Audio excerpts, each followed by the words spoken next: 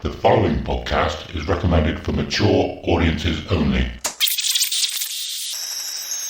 The following podcast is recommended for adults only.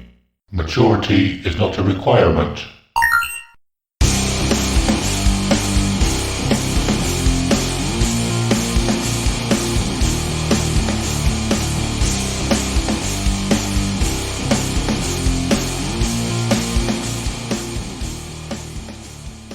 Hello and welcome to episode 17 of Dear Download, a podcast where we get to share our most intimate and treasured memories of Download Festival. We'll talk about each year, the bands we saw, the bands we missed, and everything else noteworthy that happened across the weekend. Also, we'll touch upon any news, other festivals, and the music industry past, present and future. This week, we are going to be talking a little bit about crowdfunding and probably some other ways that will help bands to get their name out there or to get some kind of funding to help them get off the ground. I'm Adam and I'm here with Simon. Hello and good day to you, sir. Good day. How you doing, man? How have you been the last couple of weeks? Yeah, good. Nice. Yeah, it's getting a bit warmer. So, yeah, how have you been? Nice. Good, yeah, good to hear. Yeah, good, nice. Yeah, no, that's it. Yeah. Yeah, cool, man. Good. I've been playing some old school games again, not streaming them, just playing them. I've been playing. Did you ever play Zombies Ate My Neighbors? No. Was that Mega Drive? Yeah, Mega Drive. Yeah, but I got it on Steam and it works with a controller. It's like nice. It's like a. I don't know. It's hard to explain it. It is a 2D game, but you're looking at it from like an overhead view. Isometric. But slightly, isometric. Yeah. It's awesome. It's awesome. You go in with like a gun and all the levels are based on like horror movies and stuff. It's very cool. But yeah, awesome. If you know about that game. If you don't, I suggest you go play it if you like old school games. Zombies. I've heard about it a lot. Neighbors. Yeah. From on Reddit, people bring up old games all the time. Like, what's a game that you remember that nobody else remembers? And that I've seen that one on there quite a bit. Yeah, there was another one questions that came out by the same makers called Ghoul Patrol as well, and that's another good one, similar. A lot harder, but a very similar game. Never heard of that one. Yeah, they're both pretty sick, man. Pretty sick. They cost me nothing. It was like £2. It's like, sweet. Nice. Yeah, man. And I'm going to see Paradise Lost in London next week. So, very nice. I'm looking forward to that because I'm one of those people, right? I'm one of those cheaters. I sneakily looked at the set lists they've been playing leading up to the gig, and it's very good. So I always have a look. I don't look like the 2 nights before. I just have a look at like the first couple of shows to sort of get an idea of what they're gonna play. And it looks pretty good. So yeah, we're seeing them at Electric Ballroom next Friday. So yeah, nice, buzzing for that. But apart from that, nothing to report. What about you, sir? Well, talking about gigs. The Saliva gig has definitely been 100% postponed. Oh, dude. I'd heard about it when we recorded last time, but not every venue was saying it. And Saliva hadn't actually released that, saying that it was postponed themselves. So I was living in hope that maybe it was just a couple of venues, but no. It's definitely off. I've definitely got to wait till 2023. Fuck. And that will be 20 years then. 20 years. Holy hell. That's crazy, dude. What date is it? Did they give you dates or did they just say 2023? They haven't said. I think it's going to be around February again, though. Okay. Won't be exactly the same date, but... well, listen, you've waited how long? You can wait another year. I know it sucks, but you're going to have to, man. Well, it was. I got into them from talking old games again. On the PlayStation 2, there was MX 2002, the motocross game. Ah, okay, yeah, I think I remember those. Yeah, they had. Literally, I muted every other song apart from the 2 Saliva songs that was on there because I didn't like any of the others, and that's what got me into them. Nice, that's cool. I bet a lot of people got into bands because of video games. I remember playing like Need for Speed Underground. How was a lot of people like discovered like Static X had the Only on there, and loads of other bands had loads of hits, and like I'm sure people just got, like you said, Tony Hawk's always comes up as one because they just had killer soundtracks. Yeah, yeah, definitely. Yeah, so many good, like Gran Turismo. There was loads of great games back in the day that had really, really... I think, actually, I think I've said this on the podcast before. The first time I heard Dragula by Rob Zombie was on a snowboarding game. Really? Yeah, I can't for the life of me remember. It was on the PlayStation 1. I mean, my brother were like, yeah, this is sick. This is sick. I'll have to Google it and find out Cool what it was Borders? from. Could be something like that. Or Sean White 1080 snowboarding. That might have been on the N64. This is where you find out you dreamt the whole thing up. Yeah, it was Sledstorm. Sledstorm? Yeah. I've never heard of that one. Yeah, I don't know. Nice. It was called Sledstorm, and it was Dragula by Rob Zombie. Yeah, man. Nice. Oh my god. I was going to say the SSX games. I had good soundtracks as well. Hells yeah. There's a lot of those guys. We were so blessed back in the day, man. Some of those games, they just looked like they looked like crap. Well, at the time they looked good, but you look back now and you're like, but the soundtracks were fantastic. Like you said, they had all this great licensed music. But yeah, Sledstorm.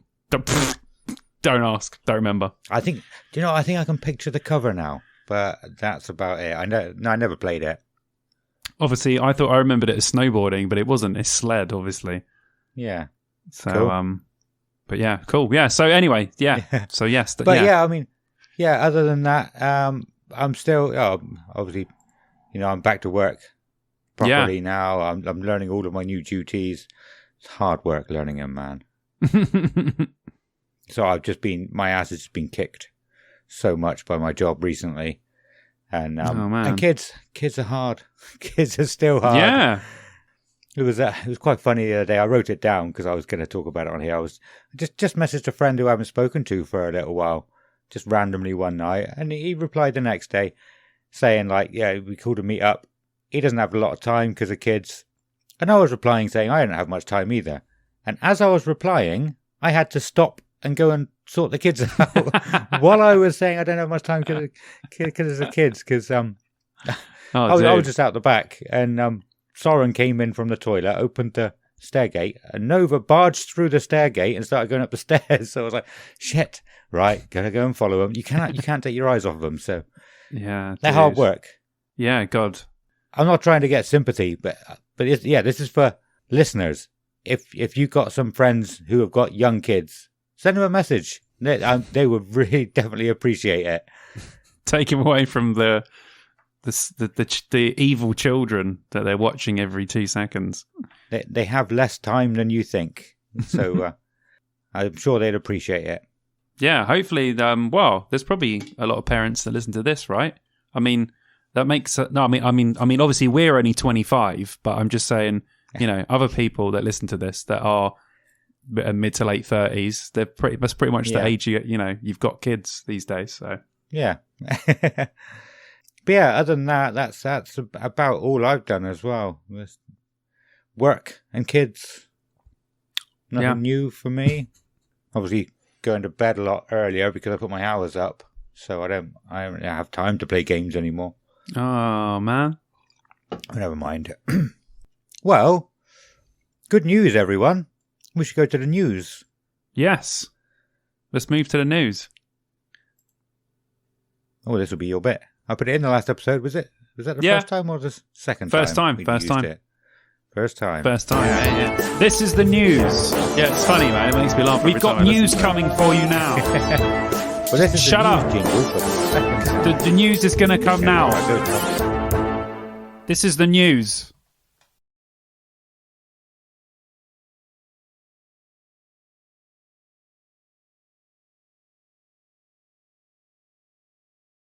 But yeah, so, as I said, good news, everyone.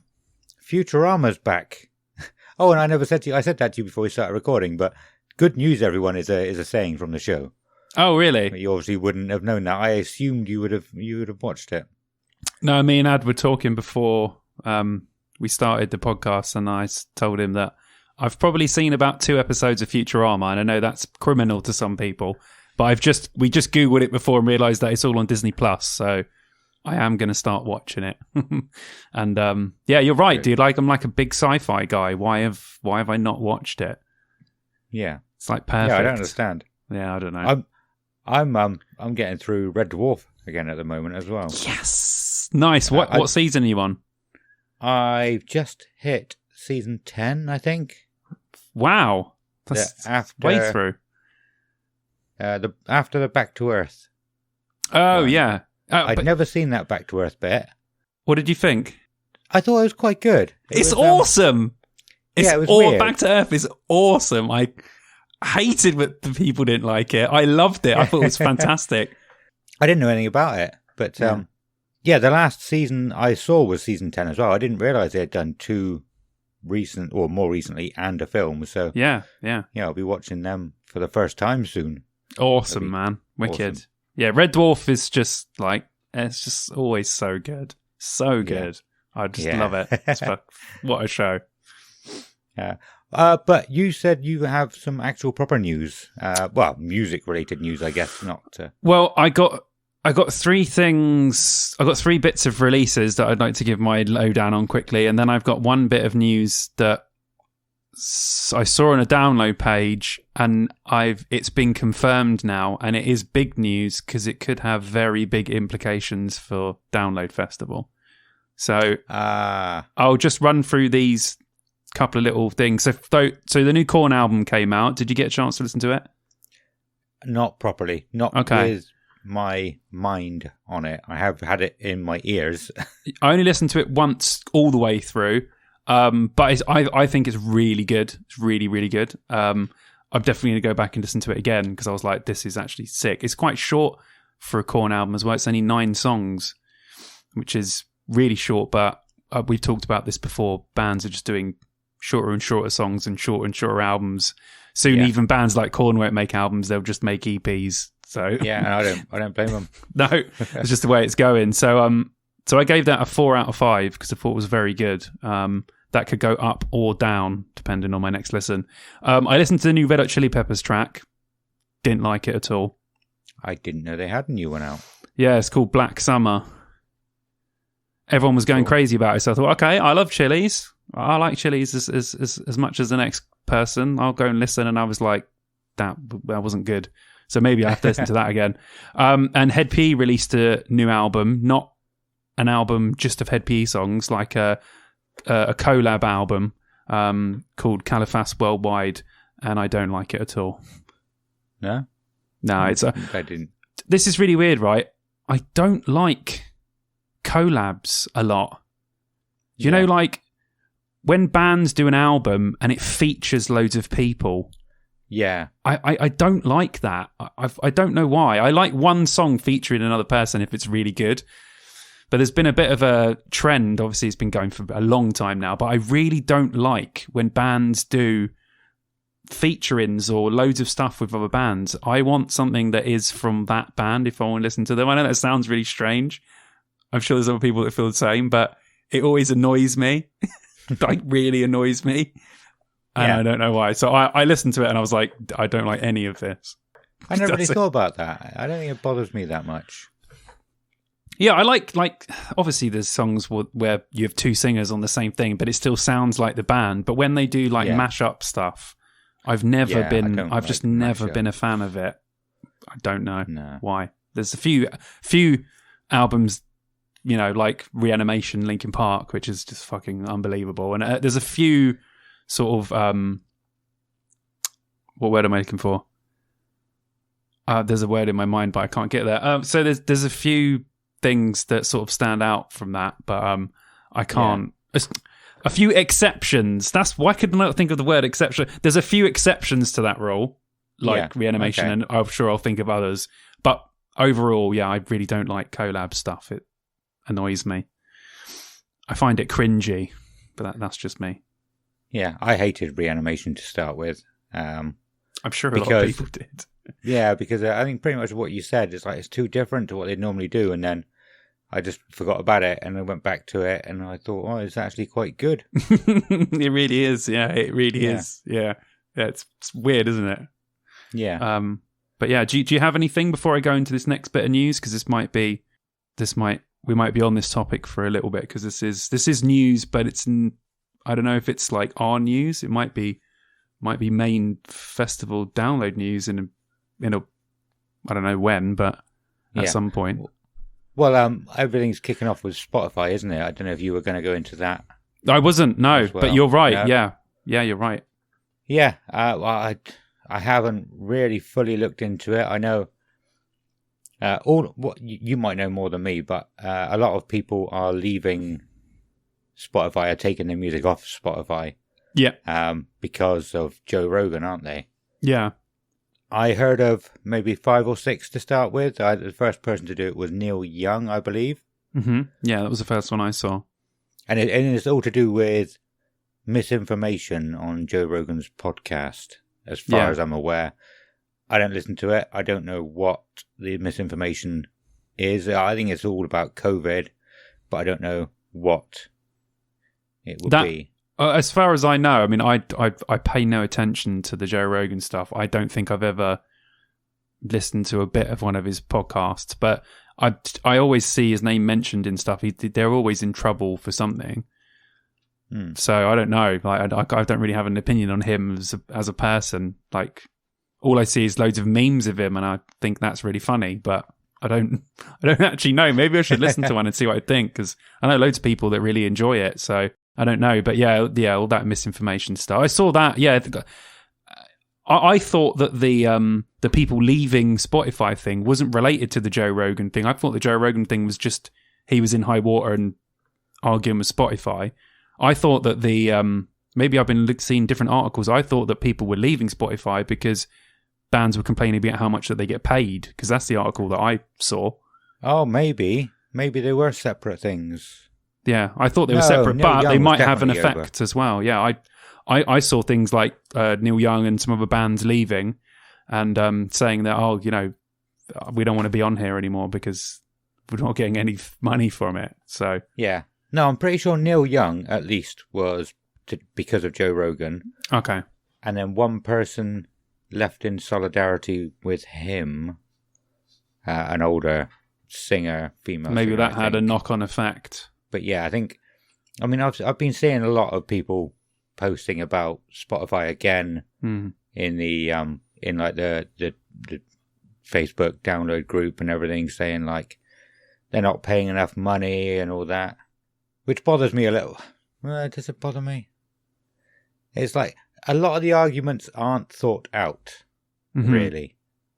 Yeah. It's like you can shout and say they deserve more money, but there is no money extra to give, It's not Spotify's fault that people aren't buying albums anymore. I think you should think of Spotify as like a radio service, but you can choose your own music. Yeah. Well, we said before, I put up a post the other day. We've talked about this, If you're listening to this and you haven't heard our Spotify episode, we literally had an entire 2-hour conversation about these exact subjects, like, 2 months ago? Less than 2 months ago? Yeah. And we touched on a lot of the subjects that are now really relevant. So even then, they were sort of small issues or things that we thought about or other people had. And now they're kind of coming to fruition as like a forefront argument.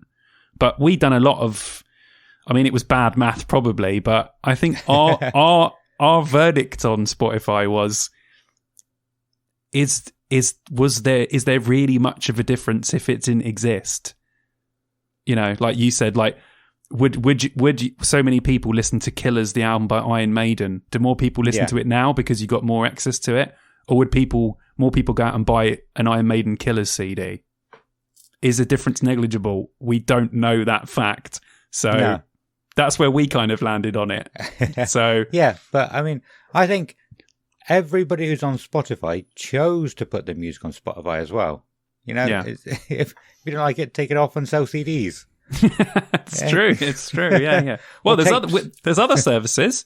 If you don't agree with Spotify, you can just keep all your stuff on Apple. A lot of people use Apple Music, or just sell your stuff on Amazon, or do whatever. You don't have to go on. But then again, we went into that last time, where have people been pressured to feel like they have to be on there? And I certainly would. If I was making music that I would expect to get paid for, I would definitely have my money on Spotify, because I would expect people to go there and try and find whatever music I was making. So I would feel like I would have to be on there. And I'm sure a lot of other bands feel like they have to be on there as well. So yeah, well, it's only the old people who are complaining as well, because they're used to getting hundreds of thousands of pounds from album sales, and it doesn't work like that anymore. Nope. Like all new bands, they're going to get themselves on there. They're not making the money. They need to get their name out first to be able to make the money. So they will do it. And at what point do you change and go, well, we're big now. We're big because of Spotify. Yeah. But yet Spotify's not making enough money for us. Well, it's like we said before with all the MySpace bands. They all got huge on MySpace, and now no one goes on it anymore. Like, No. what do you know what I mean? Like, I'm sure in 20 years we'll be remembering what Spotify was. Yeah. If we were doing this podcast in 2007, we would have been talking about how awesome MySpace is and what's this Facebook thing. Well, yeah. And then, whoop, a couple of years later, landslide. Oh, but it was still awesome. Yeah. I think I heard that basically the guy who made MySpace decided not to sell it to like the highest bidder, to keep it grounded and down to earth, and that's why other people succeeded it. Yeah, well, he sold it to Fox, didn't he? Oh, did he? Oh, so maybe he did sell out. I don't know. Yeah, okay, he sold it. I'm He sold wrong. it to Fox for like 150. I think it might have been 300 million. It was something. Hold on, let me have a look. Okay, quickly. right. Yep, that was misinformation. It's a good job. Nobody is leaving Spotify for us. Imagine that whole thing blows up. Hashtag cancel dear download. Adam's been giving out misinformation. Holy fuck. Well, this is why we're glad that there's two of us. Yeah. Because we could just correct each other. I would say something that's absolute bullshit, and you'd be like, wait a minute, that's definitely not right. And that's why I struggled to do it on my own to begin with, because you have to do all the research in the first place and get it right. Whereas this, you just say what you want, and like you said, you'd be corrected. Yeah, exactly. Joe I'm Rogan sure I read needs that. two of him. Yeah. Well, Here you go. How much did Tom make from MySpace? Holy shit. I didn't know it was this much. Tom Anderson, often referred to as Tom from MySpace, the co-founder of the media. Anderson and his partners sold the company in 2005. Really? For $580 million. Fucking hell. Sold it to Fox, who, I've heard conversations about this before, didn't know what they had.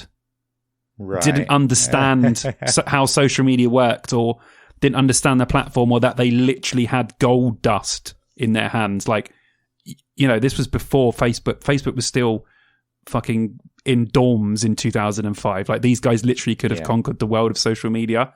They had no idea what to do with it, and they completely fucked it. Like, completely. So that's what happened to MySpace. So Tom got out for 580. So bloody hell. Fair play, do you know what I mean? Yeah. That Sweet. Was, I can't believe that. I'm sure that's what I read on Reddit somewhere. Obviously, I didn't fact check it. Silly me. But thank you, Simon, for no problem correcting me there. We covered ourselves in episode 1 anyway and said we can fucking get it wrong. We don't know. You tell us if we're wrong. Yeah, we're all good, man. Yeah. We're all good. I'm sure I've chatted absolute breeze on some of these podcasts. Don't worry about it. Absolute breeze. Absolute breeze. It's a London. It is very London, yeah. I've never heard of. Man's chatting breeze. Literally. I don't know that. I don't know what that is. Just means chatting absolute shit. Do you know what I mean? He's just chatting rubbish. Cool. But yeah, like I said, the whole Spotify thing, it's just blowing up again. People are getting angry that bands aren't making enough money when the music industry has changed. You're not going to make that. No, stop it. Talk about your news. Okay, so because we got a whole episode on this, so if you want to know more about how we feel about Spotify, go back and listen to episode, I want to say 15? 13, I think it was. 30, okay, just before Christmas, yeah. So, go listen to that about is Spotify ruining the music industry? That was the name of that one. The news that I've got is something I saw, and believe me, a lot of people chat absolute crap on the download groups on Facebook. If you're not in one, you should go in one just for the memes because they're amazing. So if you're a Download fan, you're not in any of the Download groups, go into groups, search Download Festival and join them because they are excellent. A lot of cringe in there. We know that happens, but also it's well worth being in there. They're wicked. But someone put up a picture and said that there had been a housing application put in for 4,000 homes on the site. 4,000? That's a lot of fucking houses. Yeah, on the site that Donington, part of the off to the racetrack that they hold the festival on, so a lot of the camping area and stuff like that. But that was in the picture that he sent on there. Now, I can't find that information, that picture is relevant. Could just be something that he drew. But I did look on Leicestershire Live, and I can confirm that there has been an application for, and I'll quote this from Leicestershire Live, a huge 316-acre swath of land currently made up of 2 farms, numerous fields, and mature hedgerows and trees could become a development of up to 4,740 houses under new proposals at Donington Park. So there is a possibility that Download could become very different. Go. Don't you work for a housing company? I do. Couldn't you just put a bigger offer in and then just forget to build them? Yeah, sure. Can you do that? Yeah, I'll speak to the MD tomorrow and be like, I mean, it's not our region, but, Cotswolds and Leicestershire, bit of different, but yeah, we'll go out there. But yeah, the title of the thing says, a sprawling new town could be created on the edge of the East Midlands Airport. So 4,700 homes is a lot of houses, so they're thinking of basically creating a brand new sort of community. That is a whole town. Fuck. That is. Now, there's some factors to this because he put a picture up. I think the picture might be balls, but whatever, it is true because it's obviously stated in there that. Now, that doesn't mean that application is going to get approved. That doesn't mean anything. I'm sure there's been there's applications every day for these sorts of building things. But on land, the problem is, even if that picture's not correct and it's anywhere near Donington, it will have an impact on the festival. Yeah. Because definitely. The festival already, if you don't know, there's fields that we used to camp in that now have houses on them. There's been houses built all around. There's also, when we're talking about where Blue Camp is, that I pretty much spent all of my Download years, because of building developments, they keep having to push the festival further and further west. We will now be parking, people who park in the South car park will be parking on what was Blue Camp, because the whole festival's been pushed over to the west. So any sort of building work around Donington or this or any application really does have an effect on Download Festival, because it will have to move, evolve. And like I said to you, by the time these things happen, we'll be back in the infield again. We'll be in the middle of the bloody racetrack again, like where it was, because we'll just keep going further and further west and just keep going. So I had to bring that up because it is confirmed on Leicestershire Live. That's not saying it's going to go through. That people put in planning applications every day and they say no. So, but it is true. A company has done that. They haven't stated who it is. They haven't stated what company, but yeah, a planning application for 4,000 homes has been put into Leicestershire Council. So we're definitely going to have to keep an eye on that. Yeah. Yeah. Very interesting. Strange. There's something else you sent me earlier as well. Oh, yeah. I think that's balls. We won't talk about that. Oh, really? Oh. Yeah. I went to look in. I looked into it a bit further. It's just that's what I mean. Like, this is why I wanted to fact check this before I brought it to the podcast, because it could just be someone putting it on there to get a reaction from everyone, but it is on Leicestershire Live. So yeah, if someone's put it on there, at least something's happening, or, all that shit. Well, we won't talk about that other possible news. No.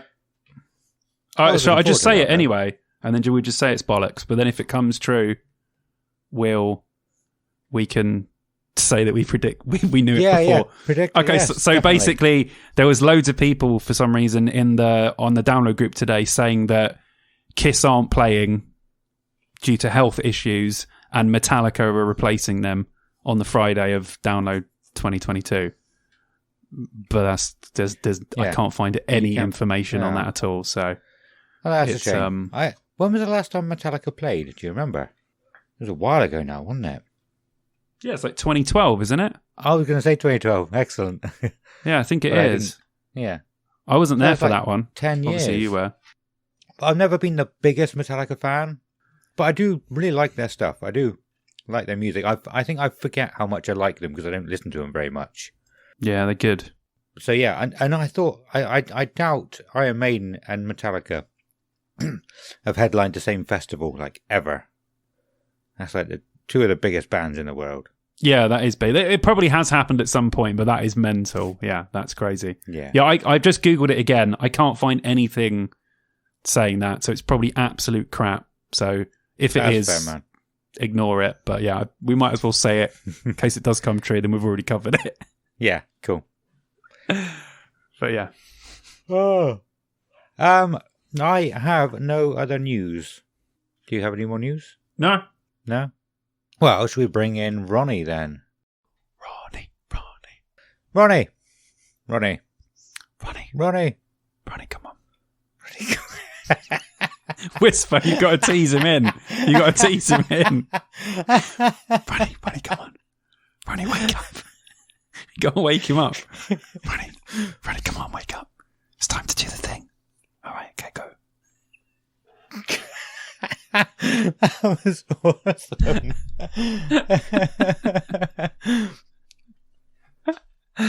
Fucking hell. Symphony Download!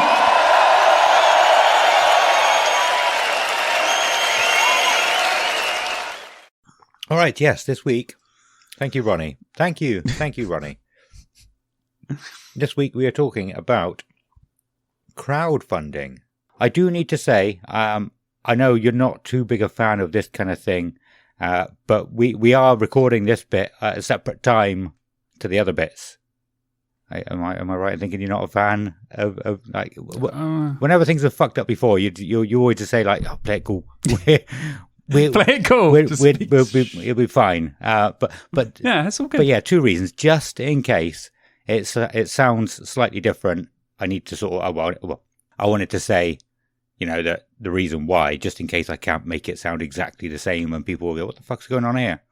And the other reason is, at the beginning of the episode, I was complaining about how difficult having kids is, and it still is. You know, but I don't want to be just one of those people who just moans. You know, it's all worth it. You know, a couple of days after we recorded that bit, both of my kids had a conversation together for the first time ever. You know, they were actually talking to each other, and like Nova was answering the questions Soren was asking, and it was absolutely amazing.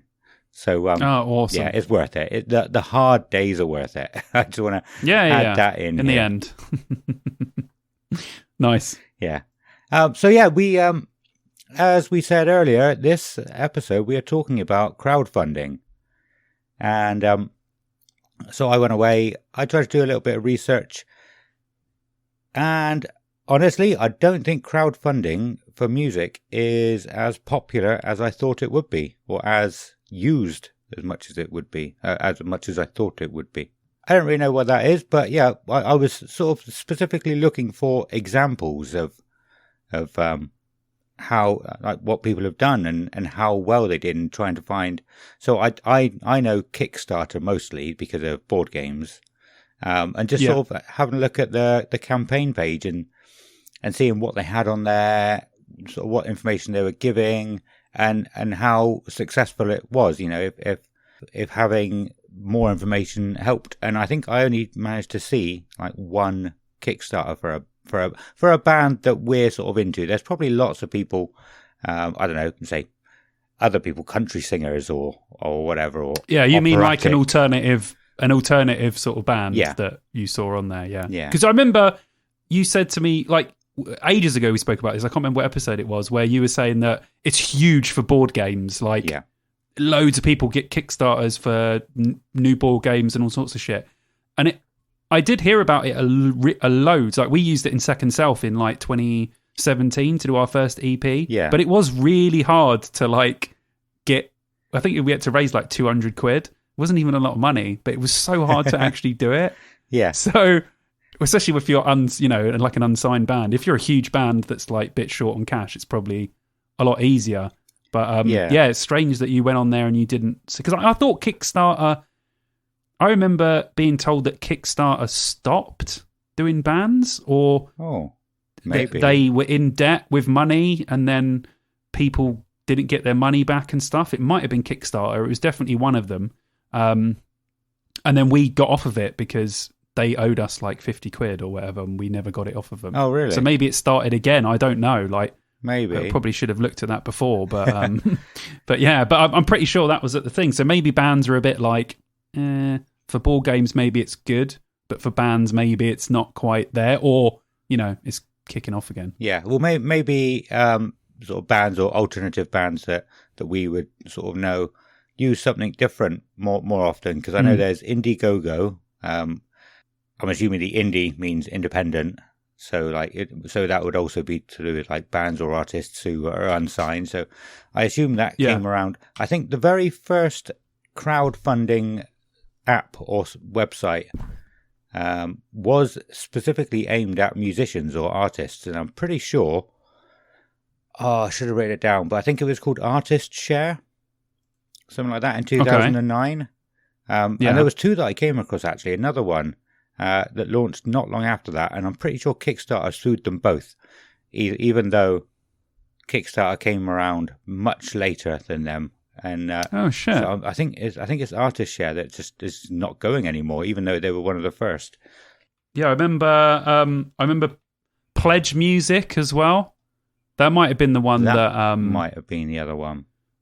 Yeah, I remember we were on. I remember. Yeah, that was it. How much money 10 artists are owed by Pledge Music. So apologies, it wasn't Kickstarter. It was Pledge Music. That's what we were doing our crowdfunding thing through. Right. Through, and we never saw the last bit of money. It was 100 quid or something. Not much for us, but bands that put thousands of pounds into it. Yeah, fucking hell. It says here, so I don't know who these people are. I'm guessing these are American artists, but the company went bust because they couldn't pay them. I think it was 2016. They left the company, returned to temporary, and then an unpaid basis there to stabilize the situation. So Seth Walker, I don't know who these people are, probably American singers. Seth Walker, 21,000 he's owed. Bloody hell. Emily Kinney, 21,000. Yeah, Charlie Faye, 5,000. Jennifer Thomas, just under 11,000. So these big artists, that obviously, they're not alternative. We don't really know who they are, but they raised a lot of money on there. Yeah. And they never saw it. They never got it, which is crazy.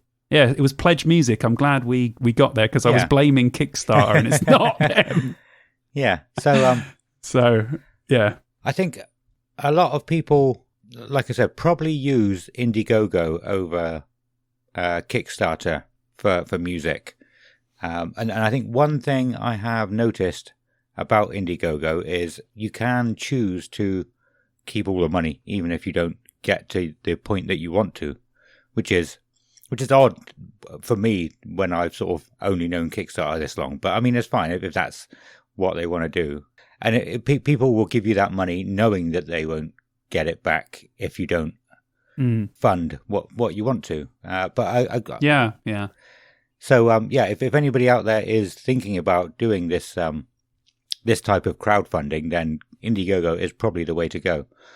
But I just want to talk a little bit about the one artist that I found on Kickstarter. They weren't successful, but all they had was just a little bit of written text saying they wanted this. I think it was £2,500 they wanted to go to the studio and record, and they didn't have any rewards for the people who gave them the money.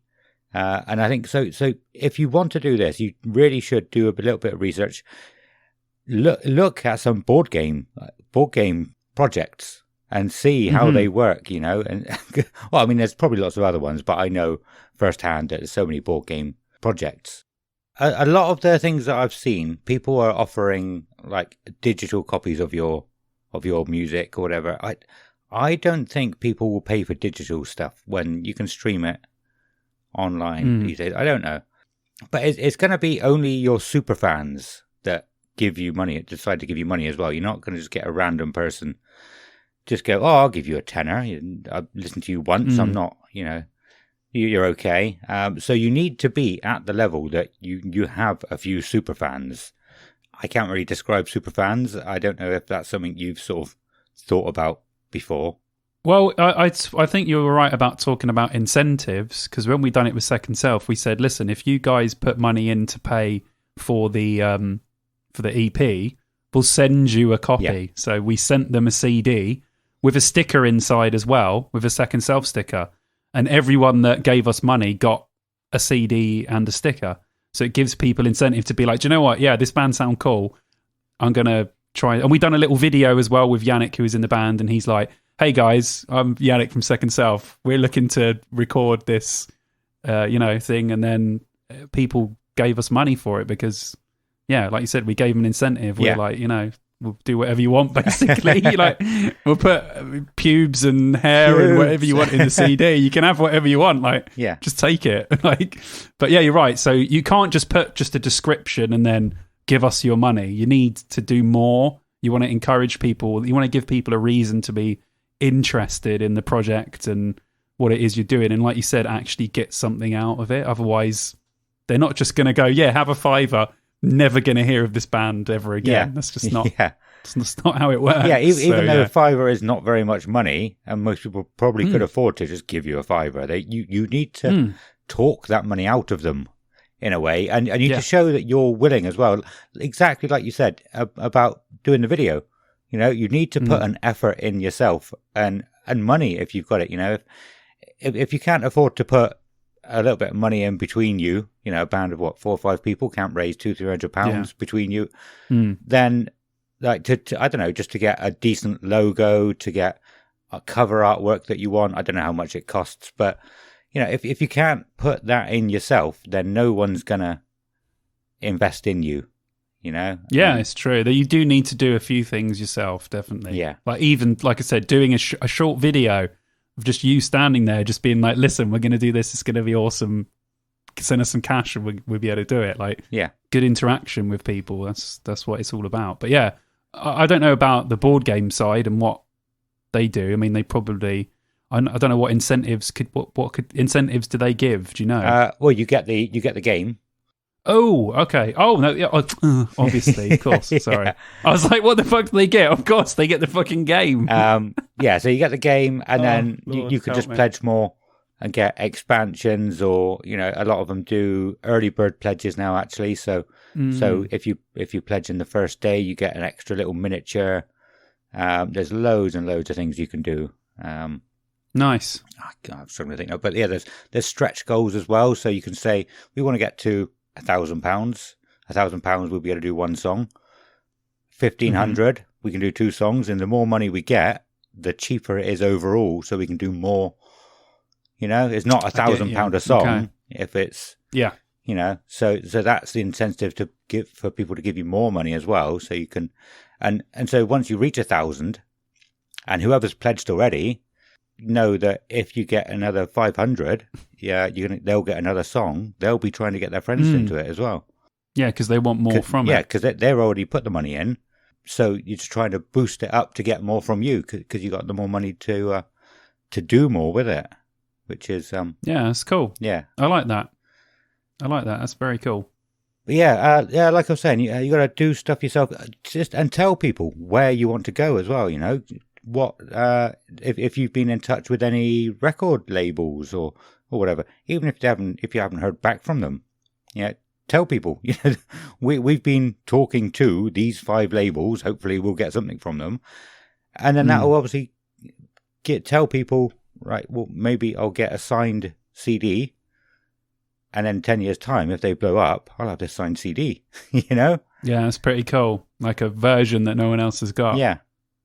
That is sick. And a lot of people like physical media now. We've talked about it before. Like, people wanted CDs. They wanted vinyl. Yeah. They wanted, and obviously most people listen to the music digitally, but a lot of people do, actually like it in their hands. So Yeah. you can do this kind of stuff on there. So yeah, it's awesome. And I mean, yeah, you can say we want like £15 for the CD, or if you give us £25, you'll get a set of like pics from the band, an extra T-shirt, a drumstick that's been used in the video, or some. Also, you know, anything. Give away your stuff to people. yeah. It's awesome, man. It's a really cool. I think if bands can use it right, or artists or anyone, like music-wise, it's really, really good thing to do. It's good interaction with fans as well. Gets people into you straight away. Yeah. I think it's great. You just got to know what you're doing. Yeah. Or you've at least got to look at what other people are doing and kind of base yours on that. Not like copy it completely, but be like, okay, we can do that. Yeah, we could do some CDs. Yeah, we could do some T-shirts when we finally raise the money. So these people get those rewards. So yeah, it works. You were saying before that you had some interesting information. I do. I have some interesting facts about crowdfunding. So the first one is the earliest example of crowdfunding. It says here, 80s rockers Marilyn, probably. Is it? Marillion.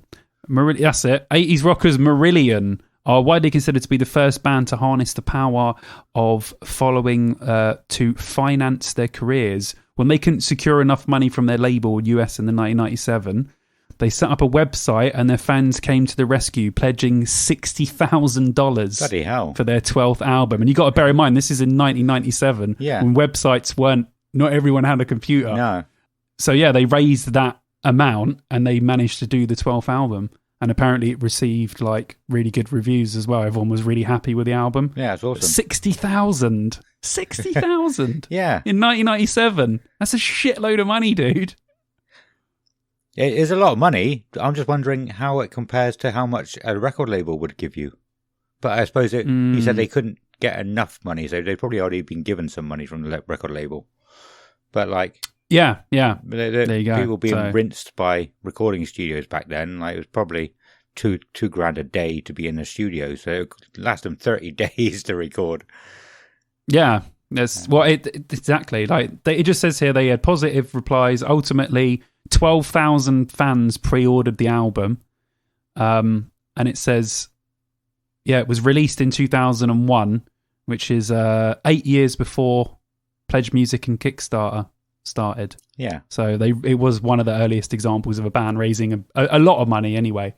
I got one here called Weird Crowdfunding. David T., a cellist with the US National Symphony Orchestra for 20 years, is behind the weirdest successfully crowdfunded album. It was an album of music for cats. So it was an orchestra playing music for cats. And apparently everyone loved it, but it was all raised through crowdfunding. Awesome. So you can imagine everyone that loves cats on there just going on, and you see it all the time. Like all I do is watch cat videos. Yeah. So they're frigging everywhere. So yeah, I'd be like, yeah, music for cats. I'll give it a $5.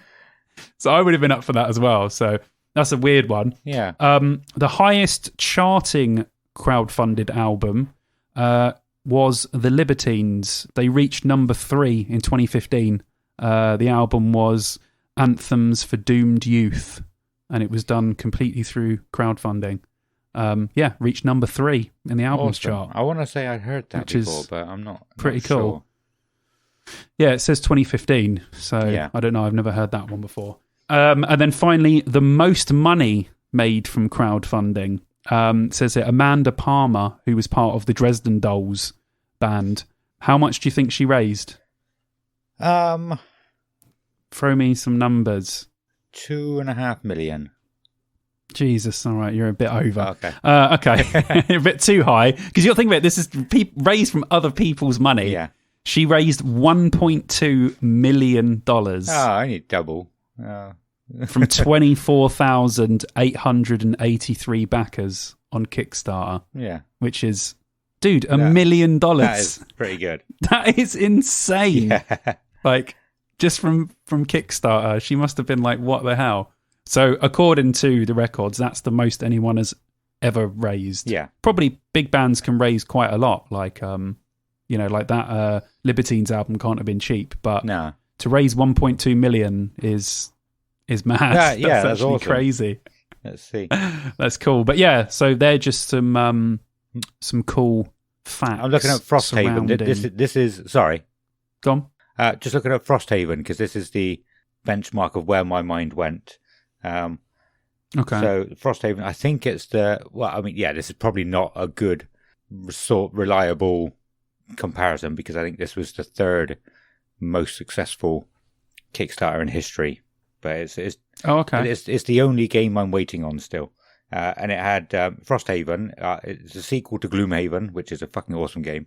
It had 83,000 backers and it raised 9.5 million. Jesus! Yeah. 9 million? Yeah.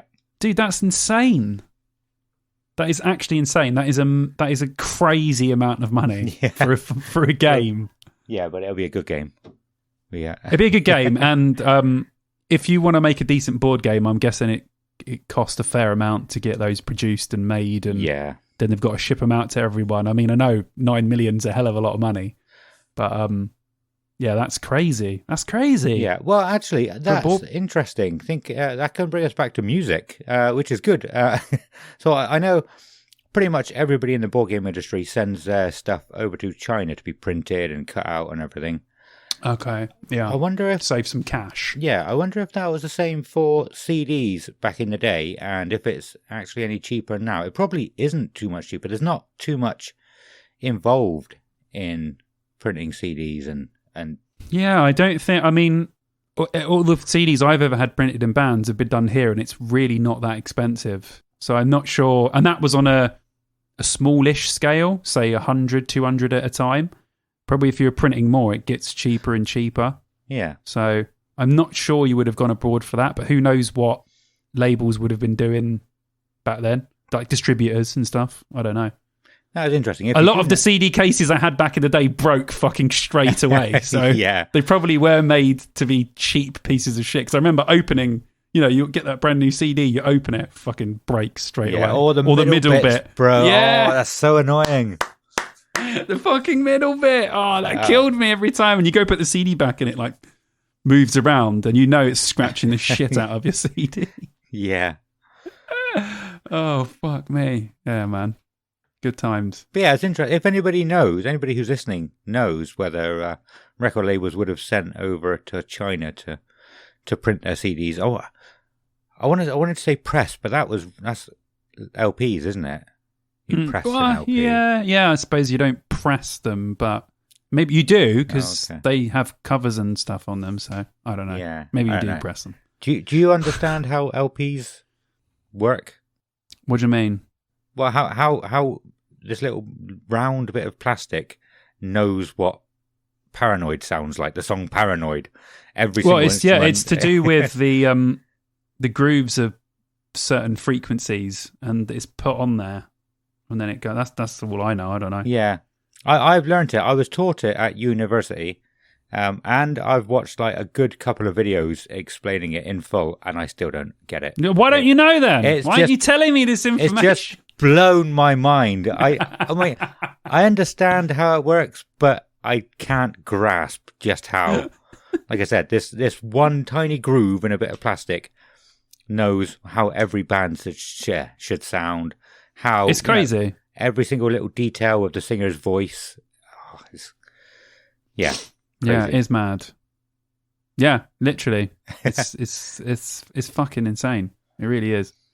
Vinyl's the best. Sounds the best. I would buy every single album I like on vinyl if I could afford to, but it's really expensive now because it's popular again.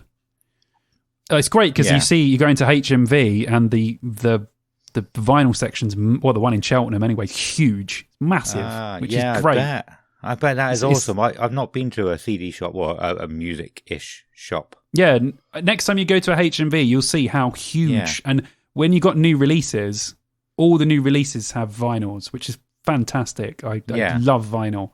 And it's great to see like a new album come out and you're like, oh, that's sick. Like on vinyl. And people in there buying them, but they're expensive. I think it's like 20 to 25 quid per vinyl. Yeah. but if it's like one of your favourite albums, it's worth it, definitely. I would never buy any old albums. I'd rather go out and get original versions of them. But if it was a new album that just came out, I would buy a new vinyl. Yeah. Yeah, that's awesome. I would buy it. Yeah. Pretty cool. It is very cool. I did think about trying to collect all of Iron Maiden's stuff on vinyl before, but I knew I wouldn't be able to complete it. So I didn't even start. You know, I'm a massive completionist. So I wouldn't want to do it if I wasn't going to be able to complete it. I got two bits. Maiden vinyls, originals. I got Killers and Number of the Beast. Yeah, nice. I've also got Wasted Years and Run to the Hills singles as well. I think I got Run to the Hills single. Nice. I can't remember what else I got. I got a couple of really cool Halloween ones. Nice. Yeah, they always have really sick covers, don't they, for their albums? Yeah. Yeah, that's cool. They'd look nice on vinyl. Yeah. Oh, I don't think I've got them down there anymore. I think I put them in the attic. Yeah, big. That's the good thing. Like, that's the main. You know, vinyls sound great, but it's just when you have really cool artwork. Yeah. And you can just see so much on a vinyl. I know that makes me sound like such an old person. It doesn't now, because people like 15 years my like juniors are listening to more vinyls than I am. So, but like the covers are just so sick, especially if you've got one that folds out. Yeah. Man, it's just got a sick cover. Like I have the War of the Worlds album. No, I was going to say that. Yeah, literally embedded in my mind, because it is the sickest looking vinyl ever. Yeah. I was literally, I was going to say my dad had that and I listened to it. I think we've spoken about that recently. Yeah. But yeah, we listened to it loads, and you actually went to see it, didn't you, recently? I went to the War of the Worlds interactive tour. I don't know what that is. What is it? It was literally, for a person who loves War of the Worlds, like the Jeff Wayne version, it blew my mind. So basically what you do is, it's like the Jeff Wayne. So you have all the themes and set in the Victorian era in England, and it's like an interactive. So there's actors, VR headsets, sets that move and explode, and you're basically going through the story of War of the Worlds. It was literally one of the best things ever. Vicky bought me tickets for Christmas. It was incredible. Awesome. My brother loves it as much as I do, and I'm taking him for his birthday. Oh, that's awesome. How good it was. Where is it? Where was it? In London? In London, yeah. Yeah. Awesome. Yeah, in Aldgate in London. Yeah, it was amazing. Literally, recommend it to any War of the Worlds fan. They probably have somewhere else, probably like Birmingham or somewhere else. But if you can get to the one in London, your mind will be blown. Amazing. Awesome. Yeah, man. Should we go back to talking about some Kickstarter? Not Kickstarter. Crowd. Look, my memory's been awful recently. I've been forgetting so many people's names. Even like the guy who trained me on one of the new duties that I've got in work. He's got the same name as my dad, and I kept forgetting his fucking name. It's awful. But yeah, should we go back to talking about crowdfunding? Because I have something else I want to talk about. Go on, son. Something we haven't really discussed before, which is Patreon, which is basically the new type of crowdfunding. It's exactly the same thing, pretty much, but the artist gets more money from you because you're doing it monthly. But it just kind of took off throughout the lockdowns, didn't it? Yeah. Well, yeah, you hear it all. I hear it mostly on YouTube. A lot of the like YouTubers and stuff I like, they're always like, oh, I've got a Patreon, or at the end of the video, they're like, this video was made because of the Patreons and people giving money and stuff. It's pretty sick, man. It helps a lot of people get stuff done. It's awesome. Like on YouTube anyway, it's a huge thing now. Yeah. I don't know where it blew up initially, but yeah, Patreon, from what I hear, is very cool. Yeah. It's a big thing with podcasts as well. Ooh. Yeah, I think most podcasts I've listened to had a Patreon at one point. But so yeah, I was just doing a little bit of research earlier, and where was my notes? And I came across a website. A guy was saying about how just giving tips on how to have a successful Patreon, really, and it involves all the things that we've said about. Make sure you have rewards. They could be digital rewards. They could be like if people are giving you £1 a month, you just send them a thank you email or something like that, or Facebook. Yeah. I think people do tier systems, don't they? Like if you're top tier, you get loads of stuff. If you're bottom tier, you get a little bit, or whatever. Well, he was saying he sort of knows it because he manages an artist who was in the top 100, I think it was. Yeah, the top 100 musicians, like highest paid musicians on Patreon. He didn't say. Cool. I'm saying who he. it was. It could have been a she, actually. I didn't say. But yeah, they didn't say who it was. And I was going through the list, and there was only like 2 people that I'd heard of. Two people. One is just a bassist, Davey504. Have you seen him on YouTube? No, I have no idea who that is. Look at Davey504. He's an awesome bassist. Charles Bertrou is better. But yeah, Davey504 is really good. And the other one is a band. I think this might surprise you. The Birthday Massacre. I reckon you've probably heard of them. I don't know who that is. Oh, you haven't? Nope. Okay. I know Kelly's heard of them. But, I didn't write down how much they were getting. They were getting like 100 grand, I think. 100 grand a month. What? I need to find it. Why are we not? Are we on Patreon? We need to get on Patreon, man. Well, we need some money so we can do this from LA or something, Do it from LA. Won't sound any different, but we'll be in LA. All right, there we go. Is this on? I'm on Patreon. Oh no, I'm on. So I've just gone onto Patreon, but I am on our Patreon. Oh, have we got one? We will have one soon. So everyone listening, give us your money. We want give me your money. We've got a Patreon. Well, yeah, I mean, I'll go back to have a look at how much the Birthday Massacre are making in a minute. But yeah, some of them were making ridiculous amounts, like something like 200,000 per month. Wow. Like I said, most of them weren't people that were people that I'd never heard of.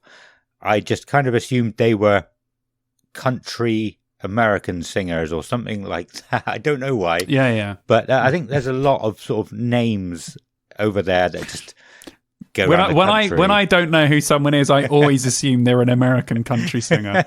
Always. I do the exact same thing. Don't worry. Good. But yeah, like I said, I've always known it's a thing for podcasts. I've been a supporter for a couple of podcast Patreons, and it was a thought to go into that at some point. I've always thought though we would do it when we deserve it, when we've done enough, put enough stuff out. Because I think there was one escape room podcast I used to listen to. It was recommended from another escape room podcast, and she was doing her own. She started doing her own escape room podcast. It was like 15 minutes long. Her talking on her own, and at the end of the very first episode, she said, "Oh, go and support me on my Patreon." And I thought, you haven't done enough to deserve people giving you money for a Patreon. You need to earn it. You're basically giving yourself a job. How many? What episode is this? This is 17. 17. 17. It's still 17. Well, yeah. Do you feel like we've deserved it? Do we deserve to start a Patreon after 17 episodes? I feel like maybe we do. I mean, we're not going anywhere, so yeah, I wouldn't have done it at this point if we weren't talking about it.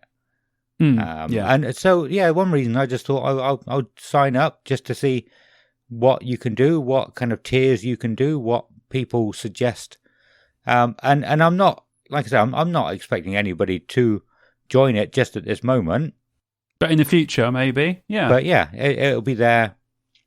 At least we have it.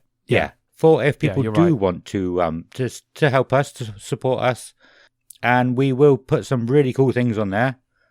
But we also want some input. What would you give us some money for? Even if it's like I said before, I'm willing to give any body hair, eyelashes, anything like that. People, you can have what you want. Well, take what you want from me. What I had in I my belong mind, to the listeners. We belong to the listeners. Yeah. We don't belong to ourselves anymore. We're theirs. Yeah. We're their property. We're not Sold out. ours anymore. Yeah, that's it. We belong to them. What I had in my mind was because, like you said, you can put tiers on there, and you can set yourself goals as well. So when we get to, say, £100 a month, we can say once we get there, you will then go and do the air guitar competition at Download Festival, and then when we get to £1,000 a month, I'll do it too. No. I like the way yours is so much further. Mine's just like, yeah, if it gets to like 50 quid, Simon's going to do it. It's got to get to 1,000 before I'll join in. We've got to do a duet as well. So we do this exactly the same finger movements back to back. Yeah. Full routine. No, it was I'll be up for that, man. Listen, I'm well up for doing stupid shit. It sounds great. It was many months ago I thought of that joke. So I'm glad I finally finally had a chance to say it. But yeah, we would do stuff like you said for the lower tiers. We'll just write people messages. We could do a listening party like we talked about. Have a certain tier. Someone can come on with their band and get us to listen to the EP or album or a band that you really like. Yeah, I know other podcasts have watched films with Patreon supporters before. Oh, that's awesome! Yeah. I'd love to do that. That would be so cool. Like, get everyone to vote on a film and then we all watch it together. That sounds amazing. That literally sounds incredible. So many cool things we could do. So, like I said, because we're doing this episode about this kind of thing, I thought let's get ourselves on there. Let's see how it goes. If you do want to support us, we do have an actual proper URL. I never actually finished setting it up this morning, but I'm pretty sure it's just patreon.com/deardownload. Or awesome. You could just find us. You search for us. Search Dear Download. That's nice and easy. Patreon. Yeah, it's. You're good. This guy's good. He's a good guy. Yeah, I trust him. I didn't trust him at first. I thought possibly dodgy. Possibly. But now, 17 episodes in, I trust him. Well, it's half a year. We said that about the other day, didn't we? Crazy. And another half a year, or less than half a year now. Well, no, we started like the 16th of June. So we'll at Download, we'll be like a week away from our 1 year anniversary. But we would have already, that was the first release. So we recorded it before Download. So yeah, we had a little chat before then, didn't we? And all that shit. But yeah, Download cool. Actually, because you've just reminded me of that. Because we were discussing stuff before. On their website it says 106 days. It's really not that far away, dude. No. Have you got a ticket yet? Big DL. No, when we get paid, I'm doing the deposit scheme thing. Cool. So on Friday, yes.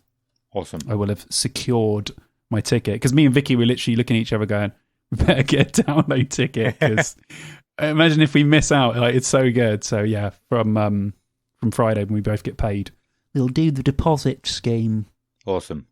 Well, speaking of Download, on a Download podcast, we were talking about it earlier, weren't we? You want to talk about Download Festival?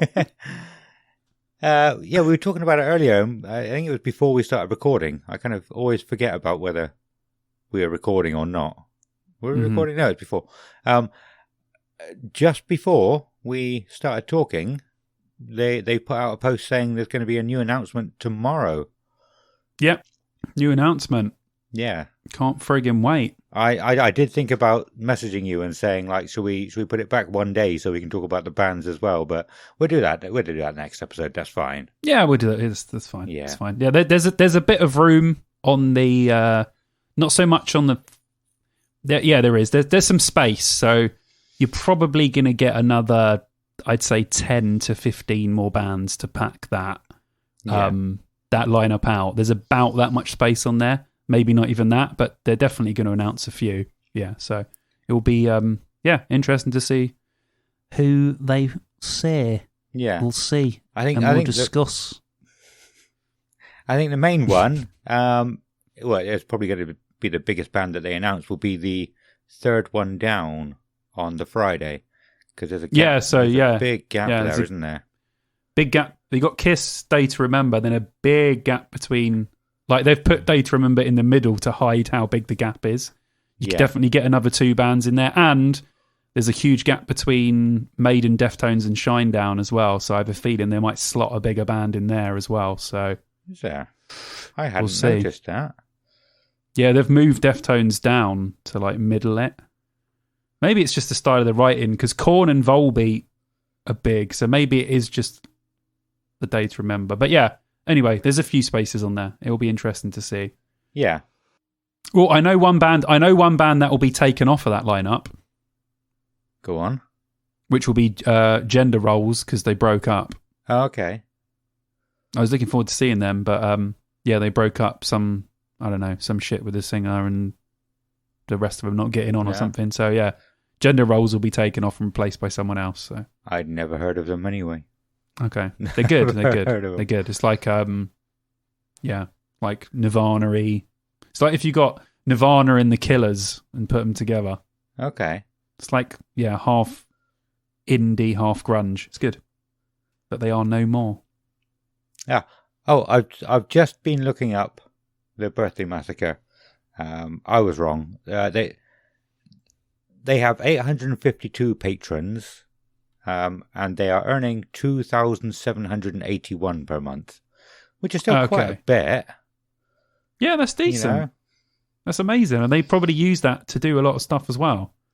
Like you could use that each month for, to put towards recording, to put towards music videos, to put towards equipment for live shows. That's huge for a band. Like that money coming in would be absolutely amazing. Especially a band that you've never even heard of. I would have expected you to have heard of them because I'm guessing there's a small band. There's probably a shitload of good bands out there that I haven't got round to yet or had, but yeah, they look cool. Yeah, they look cool. But yeah, well, going back to talking about Patreon, then actually we went on quite a bit of a tangent there, but that's fine. You people who should be used to it. By he now, should be. I know a friend of mine, Billy. It's going to be the first shout out for Billy. Billy Boy, and he just recently started listening to us, and he was on like episode 5 or 6 last time I spoke to him, and he said he absolutely loves when we go off on tangents. So yeah, in a couple of months' time, when you caught up, Bill, that one was for you. now head over to patreon.com/download dear download and give us your money. Oh Jesus. But yeah, so we've basically talked about things you can do on Patreon by talking about what we would do. Yeah, Patreon's the same kind of thing. You set up, like you said, you set up tiers. You can say, give us £1 a month and we'll give you this. Give us £2 a month, we'll give you this. Give you £3, give us £3 a month, we'll give you this. You can. I don't think there's a limit. I was looking at Sappening Podcast's Patreon, and if you give them like £1,000, they say that we'll come and stay with you for the night. we'll live in your house for the weekend. We'll cook you breakfast. That's great. Yeah, but they also amazing. Also, one down thing. I don't know the right word. Downfall about one negative was on their Patreon. One of their rewards was they would follow you on a social media of your choice. I was like, "What? You're expecting money to follow other people?" Like, nah, fuck off. Yeah. We'll talk to you. We'll follow you on social media if you come over and say hello. For free. Yeah, for free. We'll follow you for free. Just say, "Hey, man, follow me," and I'll be like, "Sweet." Yeah. Follow us back. A transaction will happen, but no money will change hands. Yeah, and follow, and everything will be all right. Follow me, and it'll all be fine. Don't worry. Everything's going to be okay. Guarantee you won't find nobody quite like me. Ain't nobody does me better. Oh, I was doing Uncle Cracker. Yeah, I know. I was just doing another song. It's very similar lyrics. Oh, okay. Oh, bugger. I thought I didn't think that. I thought I had done it so badly that you didn't get what I was talking about. because I did do it quite badly. Yeah, Patreon. Sorry. Yeah, there's lots of things you can do on Patreon. Like I said, one thing you shouldn't do. I've gone back to Kickstarter. I'm sorry.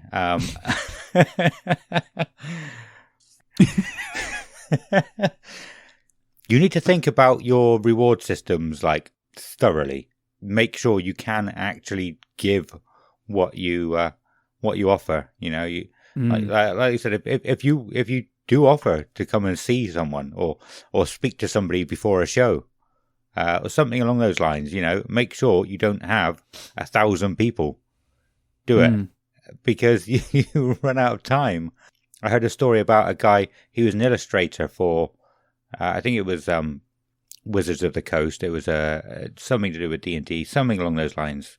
And he offered to draw someone like a little dragon, a little personal dragon. Oh, so cool. For one of his tiers. I'm pretty sure it was Kickstarter. But he ended up getting 100,000 people. And it took him years to draw those dragons. He's probably still doing it. So that's cool, though. That's cool. Yeah. When you do something like that, you've got to think, if people come on a large scale, can I get this out to those people? Because CDs and shit's fine because you can print as many as you want. But like you said, doing an individual doodle for someone, 100,000's a lot of doodling. That's a hell of a lot. Yeah, that's crazy. Just imagine when he probably wasn't expecting that amount of people. That's why he's like, I could probably do like 100. Take me a while. Yeah, but, just imagine when it got to like 1,000, and he's like, oh shit. And then 2,000. I'm pretty sure I've never even signed my name 100,000 times in my entire life. Like, could you imagine doing that? Yeah, that'd be. It's like I seen John Cena in an interview. The wrestler was talking about doing signatures and stuff. Yeah, and he was talking about and singers and everyone's probably the same. You've got to come up with a version of your signature when you're like mega famous that's really easy to do. And you can do it super quick. Yeah. Because the amount of stuff these people have to sign sometimes is like tables full of stuff. Yeah. So you have to quickly go, and it has to be almost the same every time, but it always has to be quick as shit. Because I remember like wrestlers talking about at signings, like these huge 300-pound wrestlers, and they're like, yeah, my wrist really hurts because I've been signing like 300 pages or 400 pages or whatever. So yeah, I've tried to simplify mine. I don't know what your signature's like. Mine is like the Anarchy A. It wasn't supposed to be, cool. But over time and speed, it ends up with just like an A with the squiggles around it. Nice. That's cool. Yeah, it was very neat and very drawn out and all lined up. But it is cool. It is cool. That is cool. I've seen one of those videos with John Cena just signing fucking loads of stuff. I don't really know why. I don't really like wrestling, but it just seemed interesting to watch that video of him signing stuff like for hours. I think they timed it. I would imagine you've seen the same video, and it was like 300 posters at a time, and they had to move on to something else. Yeah, it was crazy. Yeah, it's a thing. Like, even if you're not interested in or you don't want to watch wrestling, it's a very interesting industry.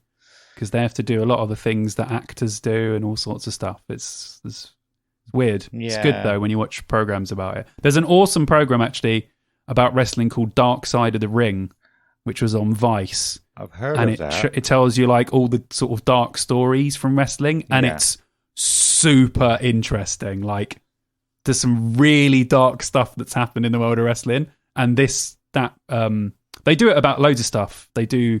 they've done loads of they've done acting and all sorts of shit, but the wrestling one is really cool. Yeah. So if you ever get a chance to watch that, it's sick, dude. That is one I've heard of. I think one of the other podcasts I used to listen to, they're not going anymore. We just happened to start talking about it at one point, and obviously it's good enough to just be a talking point at random points in podcasts. Yeah.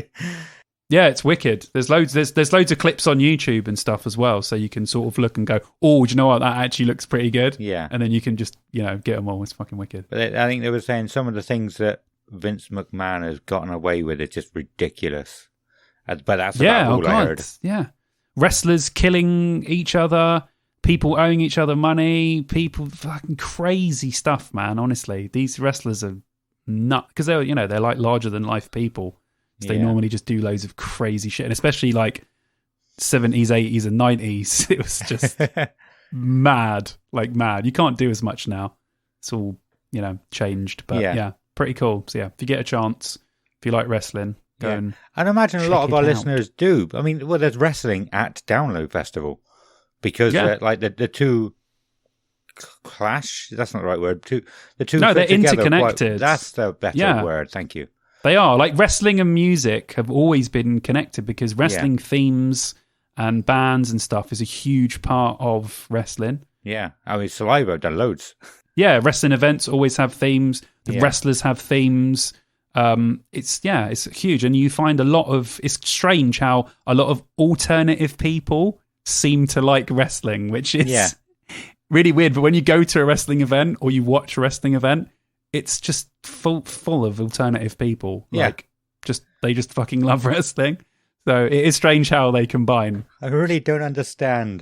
It's weird, isn't it? I'm not going to diss anybody who likes wrestling here. I just no. Which honestly, we could do an entire episode about music and wrestling because there are tons of facts, tons of bands, tons of things. Like they're so interconnected. Fozzy. That's definitely an episode for the future. Yeah. I thought about Fozzy.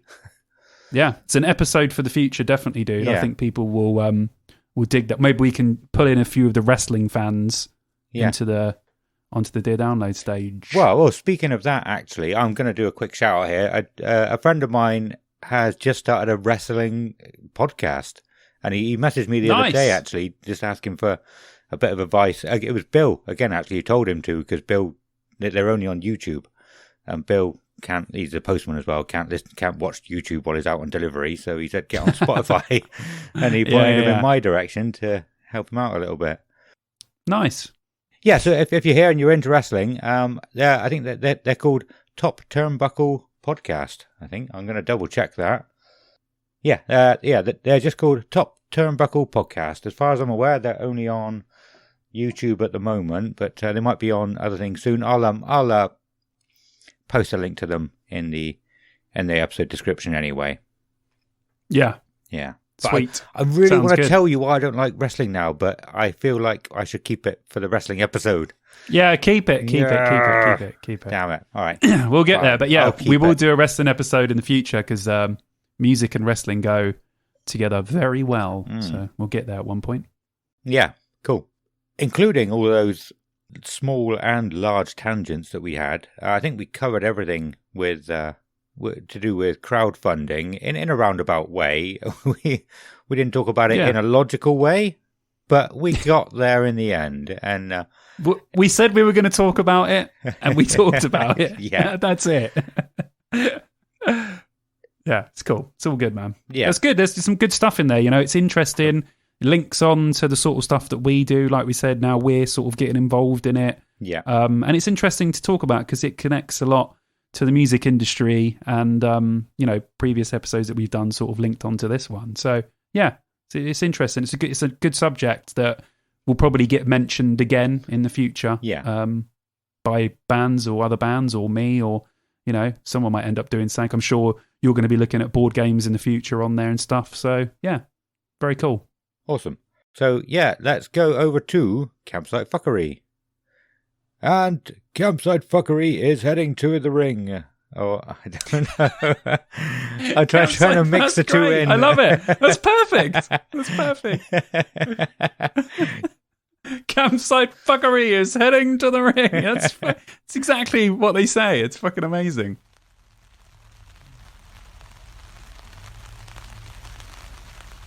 So, if you're new to the show, Campsite Fuckery is a section of the show where we like to talk about any funny or interesting stories that you guys have sent to us from Download Festival or other festivals, wherever, campsites or not the campsites.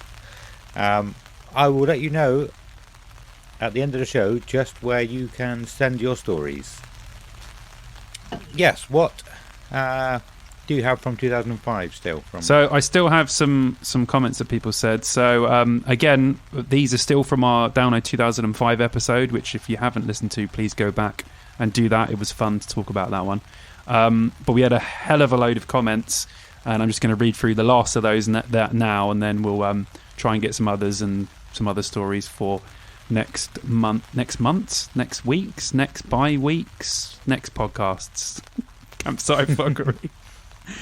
Okay, so the first one's from Chris Mercier. He just said, this is really weird. I've just remembered seeing this post. Mercier, the coconut's tropical. Sorry, not Mercier, Mercer. Mercer. Right. Chris Okay. Mercer. He said, I've just remembered seeing this post just now. Okay. And becoming seriously depressed that I wasn't there, obviously looking at the Download 2005 lineup. Yeah. Loz Hillsden said, watching Billy Idol with mates, as you do, White Wedding comes on, and then some dude near us has a moment of realisation. It's Billy Idol. And then she's written fucking hilarious. So obviously that person did not realise Billy Idol was playing until he started playing White Wedding. Yeah. That kind of reminds me of in the other podcast when you were saying about when you saw Machine Head and you were like, they didn't play Davidian. Yeah. And you realised they did play Davidian. That's what that reminded me of when I read it. Yeah. That is classic. Well, to be fair, nobody around me knew better than to say, oh, they did play it, so I got away with it. You were just like... they just think they didn't play Davidian. I was like, they can't not play Davidian. They must play it. They must be coming back on. And they'd already fucking played it. Amazing. Oh, I wish I was there for that. Luke Marples wrote... Luke Marples wrote, I was just finishing my exams at school, and now I look at this thinking how amazing their main stages were back then. It's true. That was we went through the lineup on the actual episode, and it was just ridiculous. Jack Scott wrote, I wasn't born, but System were probably amazing. It's true though. I mean, there's another one from Gabe Matthews, and he wrote, I was only one. So it just shows you, it's cool that all these, really young people are going to download and are downloaders now. It's crazy that they, we were there getting pissed and they were 1 year old. Yeah. Absolute madness. I do wonder how many of the younger people like that would look into the older years, like 2003, 2005. Because I did think when we covered 2003 for the first time, I didn't really go into much of the history, but because I thought anybody who likes download would know about it, but that's probably not necessarily true. Probably should have gone into a bit more detail than I did. There probably are some sort of surface level people, like you said, they just go to the festival, they wouldn't look back at and the unlaps. And there are people like us that want to know about, the other years and all this shit. I mean, you've been to all of them, but I didn't go to the first couple, so I do like to find stuff on them and be like, wow, man, I wish I was there. They look so awesome. Well, yeah. I mean, I suppose it's similar to... I haven't brought it up for a while. I'm not rubbing it in, but I never went to the first Sonosphere. And you said the word! You said the cursed word. It. Yeah, no, I never really looked into that, at all. So, yeah, it wouldn't surprise me if people don't look up the original years. I was going to say original. What are the original? The early years of download. Yeah. I've never looked at Monsters of Rock. So. Well, there's a lot of people here that are like that because they're like, looking back and thinking, fuck, man, I wish I was there. And we do that. Even a lot of the Monsters of Rock, I'd look back on and go, fuck, can you imagine being there? Such a sick lineup. Like, I get that whenever I look at 2003 or 4 and you were there, but I look at them and think, shit, man, I wish I was there. They were amazing, but lucky bastard. Paul Stephen Greener, that's all right. Paul Stephen Greener writes, looks great. My best lineup was 2009. Absolute killer lineup. Obviously, we'll get around to that. I'll give you a quick preview. That is my favourite lineup of all time, 2009. I don't think I would have noticed that a lot of people say 2009 was the best one if you hadn't have said it. But it is a lot of people. Yeah, 2009 just sticks out that much, or that little bit further than the rest of them for a lot of people. Yeah, as I said before, when we get comments from people about these years, obviously going through the podcast when we get further and further in, I bet you any money we'd get loads of comments about 2009. I just noticed, I'm like, so many people just loved 2009, and I agree, it was my favourite one so far. Lee McCrudden wrote, I went 0304 but had to work over the 05 weekend, crying face. That sucks. Graham Howson Carter wrote, absolute amazing weekend. Raz Griffin, my first download. And then Dean Theron, right? I remember partying all night Saturday and going into the arena and thinking, do I struggle all day and see the bands and miss partying Sunday night? Or go and have a sleep and party Sunday night? Sleep all day, missed the bands, but partied hard Sunday night, lol. Oh, that's funny, man. I bet a lot of people do that as well, didn't they? Yeah, I did it for I'll talk about that when I get there. But I think I should have said before, when we were talking about our typical downloads, I found that I need to go for a nap around 4 p.m. to be able to party at night. That's fine. It's cool. Yeah. I'd admit it. I've napped at download a few times, even when I was like 21, 22. Yeah. I napped at download a couple of times. I ain't going to deny it. Yeah, I know some people who they can start drinking at 9 a.m. and they will drink all day, not get tired, not get too drunk. And I don't know how they fucking do it. If I start drinking, some people are just built like that way, man. Yeah, they can just do it. But yeah, I'm with you, man. I get tired. I'm like, I do it more now, maybe because I'm a bit older. I'm like, fuck, I'm tired, man.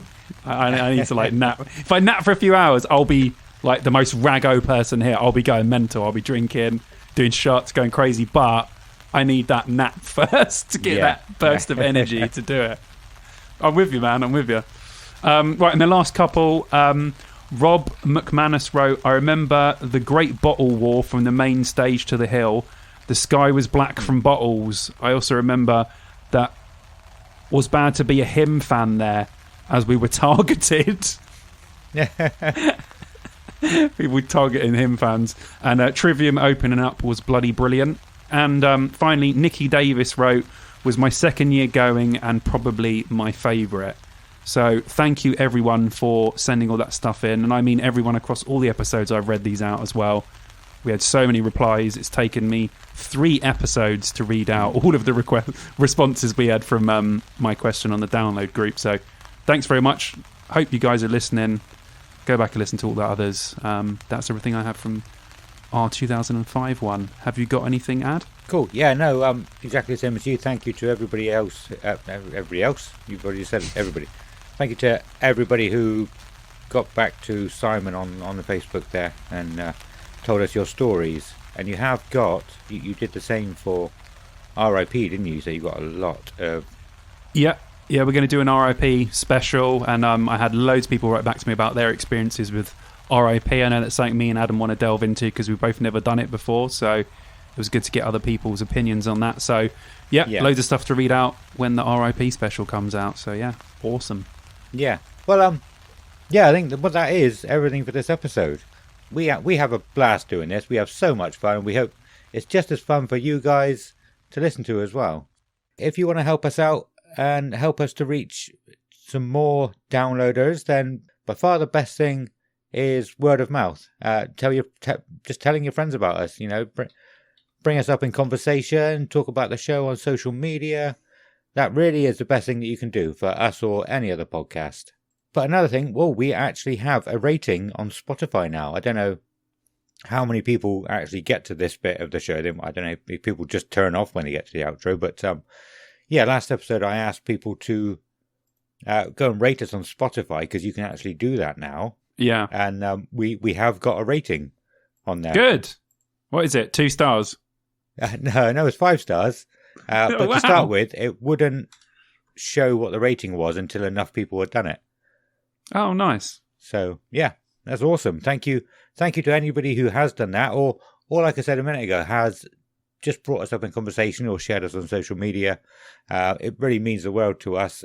And if you like what you've heard, then keep doing it. It's going to be, it really does help us out.